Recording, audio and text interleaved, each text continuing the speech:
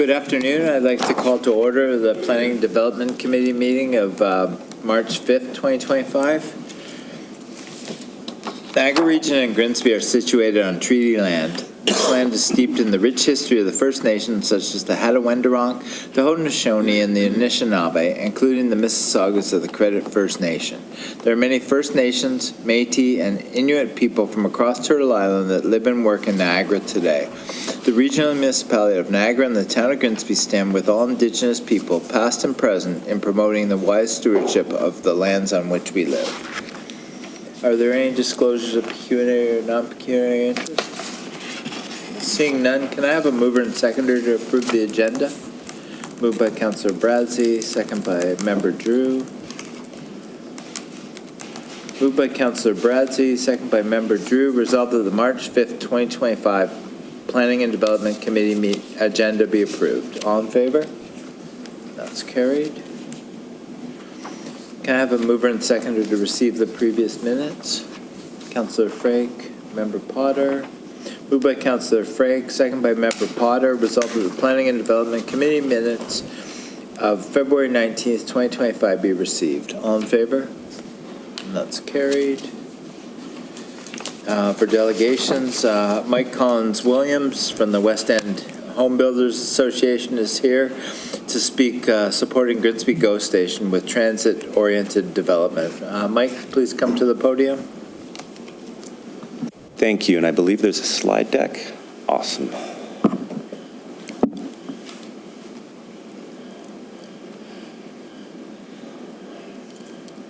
Thank you. Good evening, members of the committee, town staff, and members of the public. My name is Mike Collins-Williams. I'm a professional planner, and I'm the CEO of the West End Home Builders Association, and we work here in Grimsby in partnership with our friends at the Niagara Home Builders Association. We put together a short presentation, which you'll see up on the screen, outlining who we are, how to do transit-oriented developments, future opportunities that the town has, and successful examples of transit-supportive developments already being built in the town. Next slide. The West End Home Builders Association is the voice of the land development, new housing, and professional renovation industries in Hamilton, Burlington, and Grimsby. We represent over 320 member companies made up of all disciplines involved in the land development and residential construction, and that represents over 20,000 jobs in this region, although that number is probably declining in the current situation. And our members are substantially involved right here building the future of Grimsby. WHBA and our provincial association, the Ontario Home Builders Association, whom all of our members of the West End are part of the Ontario and Canadian Home Builders Associations. You'll see a clip up there of a letter put in earlier this year, although there have been a lot of ongoing dialogue with the Ministry of Transportation for years, but we've been strong proponents of the GO expansion project moving forward in Grimsby and into Niagara region to support investment and new housing supply in the region. Really, that is a major piece of public sector investment, and private capital will follow, meaning private sector jobs will follow as well. Next slide. So we're certainly very pleased to hear that the announcement of the GO RFP going forward by the Minister of Transportation. The project will certainly increase regional connectivity, create good-paying jobs, attract businesses, and expand the non-residential tax base, while also providing an opportunity for the town to provide more housing options to young families, newcomers, and first-time home buyers in the Greater Toronto, Hamilton, and Niagara regions. Transit planning, urban planning, city building, these things all really go hand in hand, and this is a huge opportunity that we all need to work together on to harness. So we certainly, I think, share in the belief of the elected officials at the town of Grimsby that we need to capitalize on this investment from the provincial government to ensure a return on investment for the provincial taxpayer dollars coming in and all of the work that, that you've done in the town.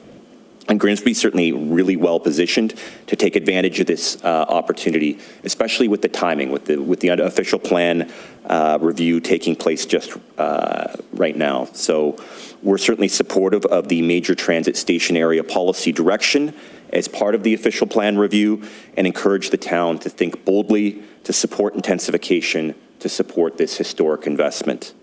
Next slide. So this is not Grimsby, but this is an example of an existing MTSA where we have an existing GO station. So this is the Aldershot GO station area in the edge of Burlington and Hamilton, and sort of an example of an MTSA that's perhaps a little further along. But I think it's a great example because it not only has the GO line, it's the GO line positioned right by the highway with major retail, existing arterial streets, and existing communities around. So I think there's an opportunity, thinking of the future of Grimsby, to look to other examples in the region that have GO service and how they've done their planning and how they're moving forward. So provincial policy supports intensification within a defined radius around major transit station areas and higher order transit connections. So the Burlington experience, you'll see at the bottom, that's Plains Road. They put in a lot of pre-existing zoning for as-of-right mid-rise, and they're trying to encourage a cluster of high-rise development immediately surrounding the GO station area. Right now, there's some pretty large parking lots. Those are likely temporary, as are a lot of the parking lots along the Lakeshore GO line. An interesting piece of North American trivia, you would never guess this, but the largest owner of parking spaces anywhere in North America, it's actually Metrolinx, our transit agency. But those parking spaces actually represent, I think, future opportunities for investment to bring housing and jobs right by those transit station areas. So if you'll go ahead to the next slide, and feel free to interrupt me if you have any questions. Happy to answer them at the end as well. So in general, the provincial policy drives planning authorities to encourage to plan for mixed use, walkable, dense communities that are connected to transit and support the redevelopment of underutilized land, such as commuter parking lots, which alongside commercial parking and car dealerships, you know, if we look at the built form in the immediate area surrounding the future Grimsby station, there's certainly a lot of opportunity to grow and to encourage investment in jobs and housing. Next slide. This is a report I actually co-authored with the Ryerson University and the Ontario Home Builders Association way back in 2016. You know, prior to GO expansion here, this was during the era of subway expansion up to the city of Vaughan, and a number of major LRT lines coming across the 905. So what we did is we took a look at, you know, there's a lot of experience in Canada with public transit in dense cities like Vancouver, Montreal, Toronto. But about a decade ago, we started embarking on connecting the suburbs to transit. So we had our tongue-in-cheek title, Suburbs on Track, but as we're bringing rail lines, be it GO Transit, subways, LRTs to the suburbs, this is a different kind of city building. It's not exactly like building in downtown Toronto or downtown Montreal, but you sort of think ahead about, well, what is a suburban transit village? How do you create connectivity? How do you create a diversity of mixed uses and sort of change up what you think of as a suburb to create nodes and corridors and downtowns where people can sort of have that walkable, pedestrian-oriented experience. And you know, the name of the game really is to build better neighborhoods along these transit lines and around those transit stations to maximize the utility. Like these are not small investments. These are multi-billion-dollar investments with money from different levels of government. And you know, at the time, 10 or so years ago, it was an opportunity for the regional municipalities in the 905 to really get on track to realize the benefits of transit-oriented communities that are walkable, safe, support local businesses, generate ridership to actually pay for the transit operations, because you don't want these transit lines to be money holes. You need people to ride the transit, and provide more mobility choices. You know, it's not about transit or the car or cycling. It's about providing people in these walkable neighborhoods choice. I don't really think there's anything such thing as a transit user or exclusively a car user. It's about somebody living in that neighborhood and having a choice. They may need to drive to do certain errands. They may take the train in to watch a Leaf game or a Raptors game, or if it's a nice, great, safe neighborhood, they may hop on their bike for recreation or join their kids for a ride to the school. So it's really about creating choice. Next slide. So we're doing a great job in Grimsby in attracting investment and towards jobs. So there's a couple examples. I know you're certainly familiar with the Anatolia Business Park and the Kayasi, sorry, I probably butchered the pronunciation there, are just two major employment investments locally and regionally that are going to bring thousands of jobs to the area. So with the GO Transit coming in, this is really an opportunity to increase housing supply to provide opportunities for employees to live locally and to support economic development and the growth of new businesses that will support these new residents and large employers. As an urban planner, I almost think of, well, what's the density that you need to support the local independent coffee shop on the corner? What's the density that you need to support, some cool restaurants or, an evening establishment for folks to go out? These things don't occur without a bit of density so that you kind of create that vibrant local neighborhood. Next slide. So alongside investment in employment opportunities, all levels of government and the residential construction industry have committed hundreds of millions to institutional, commercial, and residential development. And clearly with GO Transit coming and some of these investments, such as the West Lincoln Memorial Hospital, the province clearly believes in the town of Grimsby, and I think that the GO station is a huge win in indicating how much the province believes in the town of Grimsby. And as part of developing complete communities, there's a wide range of uses that really meet the daily needs of residents, and that's vital to the success of the Grimsby GO station area. Next slide.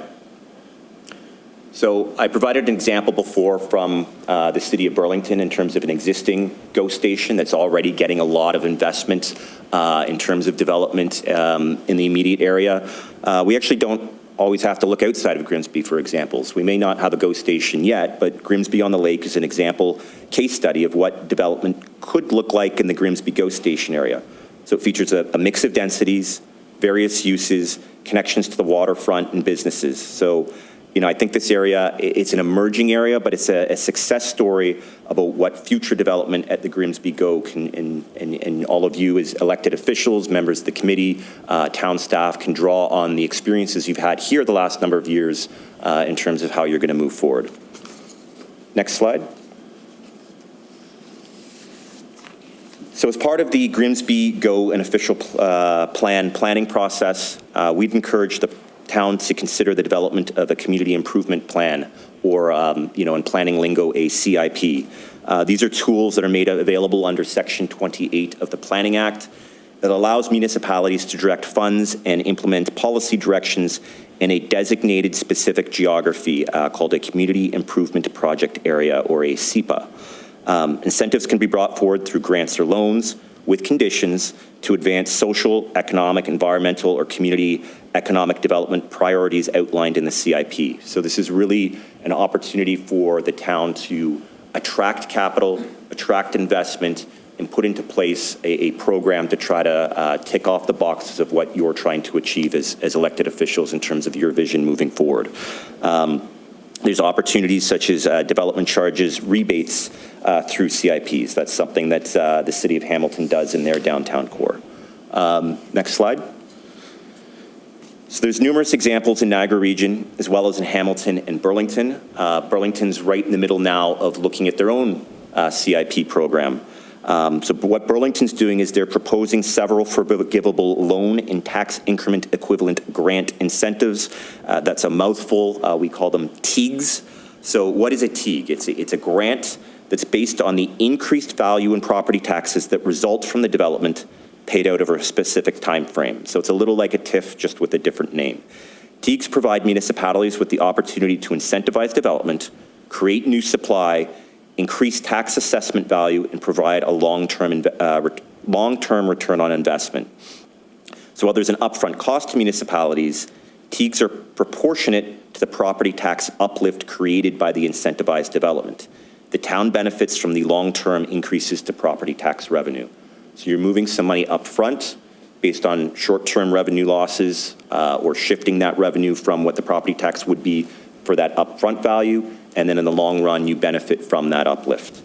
Other potential incentives include fee rebates, remediation tax incentives. Hamilton has something like that sort of for brownfield redevelopment, and further grants for meeting city priorities for larger units, affordable units, accessible units, environmental sustainability. There's really a range of different measures or innovative construction methods such as wood frame.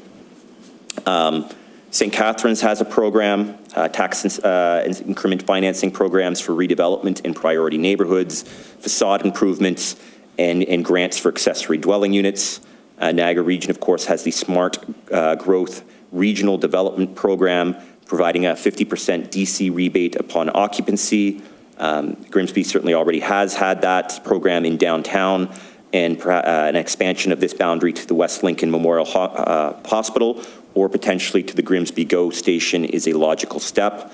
And I'd say we, HBA, and our friends at the Niagara Home Builders would be happy to work with the town to bring the region to the table in terms of discussions on potentially expanding this. I mentioned that Hamilton has various incentives, including a SEPA downtown DC exemption. So Hamilton's really focused on trying to get more towers built downtown right around the new GO station, and they have a DC exemption program. They also have two notable grant programs, are the Erase Redevelopment Grant and the Revitalizing Hamilton Tax Increment Grant Program. The tax increment-based grants programs are there towards the cost required to remediate historical environmental contamination on brownfield sites or to support their redevelopment and use.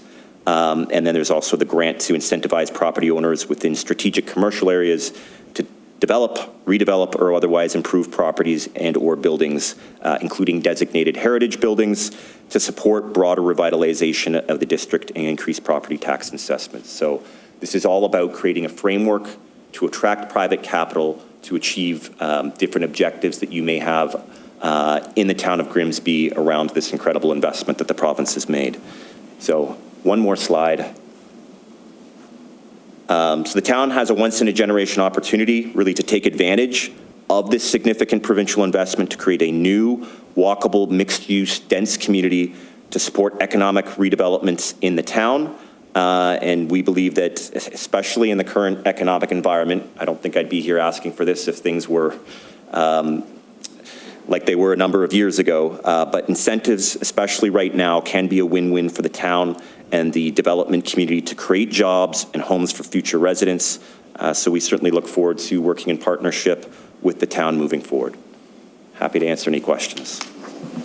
Great. Thank you very much for your presentation, Mike. Questions or comments from council or from planning? Councillor Frake. Thank you, Mayor Jordan. Good to see you again, Mike. Thank you for the presentation. I don't think you've said too much on it that we don't agree with. I just want to,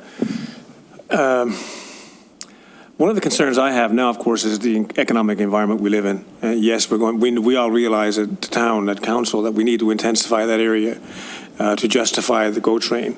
And that's one of the promises or commitments we made to the Minister of Transport and to the province, is that we would intensify around that area and beyond. We have quite a few housing units that are already on our books, proved ready to go. But of course, again, the economic environment before the recent trade war situation came into being, they were holding back because of economic reasons. So we would love to move those things ahead, no question about it. But in the area, we need to also do some other things. We need to connect Grimsby with Hamilton transit-wise, and we need to connect Grimsby with the rest of Niagara Region transit-wise. With the economic development projects we have in place that are coming, that are kind of on the books but not moved ahead, they are also in a situation where we can't move ahead because, again, these trade wars are going to affect Anatolia, for example. I'm sure they will, and a lot of other projects we have going. So we do want to move all these things ahead, believe me.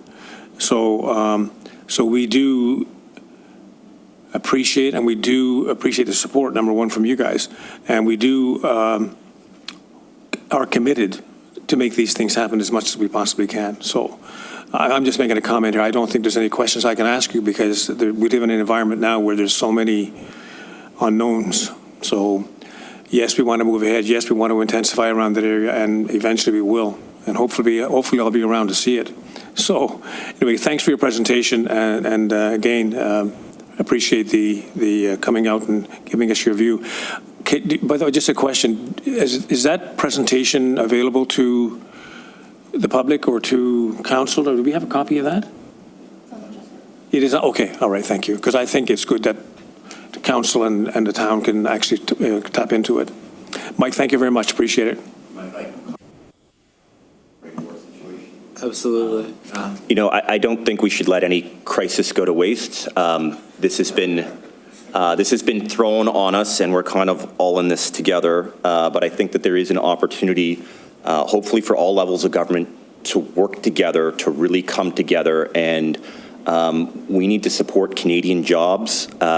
We need to perhaps look at things a little differently and perhaps be a little more aggressive in our approach to public policy to ensure that there is capital investment here in Canada, here in Grimsby, here in Niagara region to support jobs, because there are going to be job losses in other sectors, and we need to keep people in the town of Grimsby and in this broader Hamilton region and Niagara region working. And hopefully the pain is temporary, but if we all haul in the right direction and we haul in the right direction together, maybe we can come out on the other side of this stronger. So I would encourage the town to be bold. The province has made this commitment. This is a massive transit commitment and a massive opportunity. And look, under no false illusions that tomorrow morning we're going to wake up and there's going to be a bunch of towers there.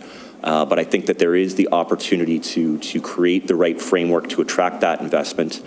And look, there are people in the private sector that are making pivots.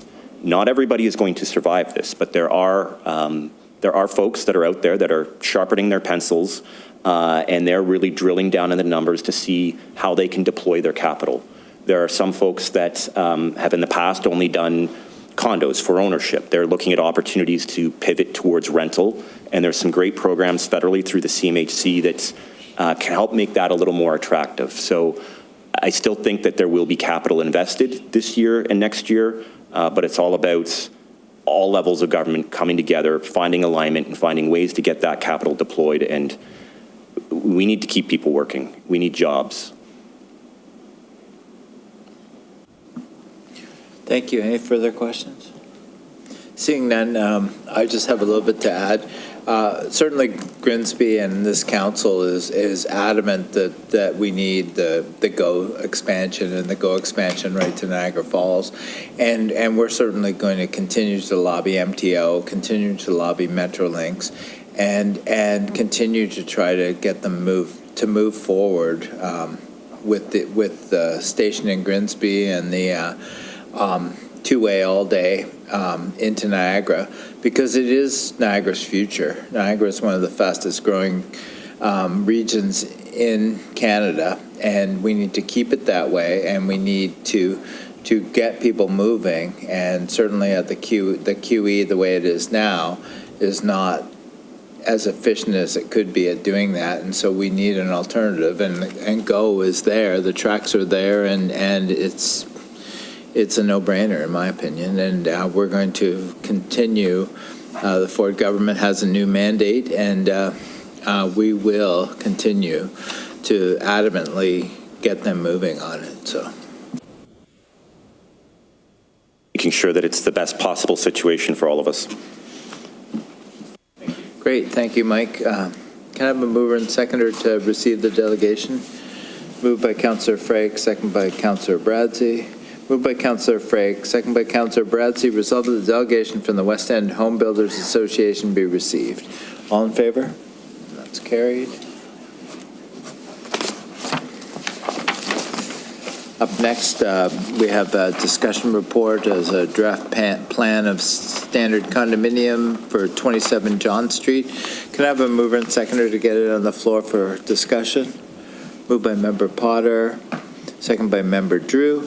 Moved by Member Potter, second by Member Drew. Resolved that report PA 25-09, draft plan of standard condominium, 26 CD 162403, 27 John Street, dated March 5th, 2025, be received, and that Planning and Development Committee recommends the draft plan of standard condominium be approved, subject to the conditions in Appendix A of this report, and that the mayor and clerk be authorized to sign the assumption agreement on the town's behalf, and that a refund of $12,521.81 be issued to the applicant. All in favor? That's carried. Next report is for a minor revision to the planning fee schedule. Can I have a mover and seconder to get it on the floor for discussion? Moved by Councillor Frake, second by Councillor Bradsey. Moved by Councillor Frake, second by Councillor Bradsey. Resolved that report PA 2510, minor revision to planning fee schedule dated March 5th, 2025 be received, and that Planning and Development Committee recommends bylaw 24-78, 2025 consolidated fees and charges schedule K, planning and development be amended. All in favor? That's carried. Any other business pertaining to the committee? Seeing none, next Planning and Development Committee meeting is scheduled for March 19th, 2025 at 5 p.m. Good evening, everyone. Meeting is adjourned. Have a good night.